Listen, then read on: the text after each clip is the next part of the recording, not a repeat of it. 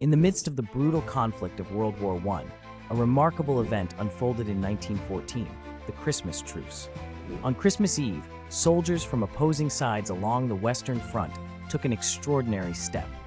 Ceasefires were informally declared, and the trenches that had been synonymous with death and destruction became sites of camaraderie.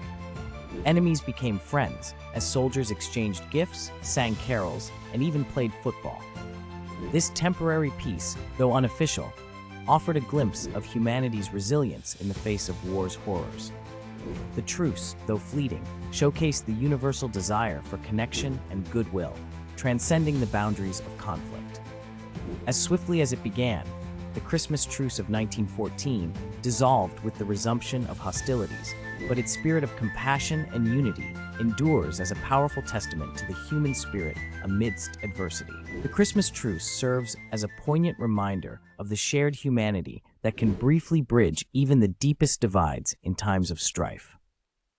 This extraordinary event during the First World War stands as a testament to the enduring power of compassion and solidarity in the face of adversity.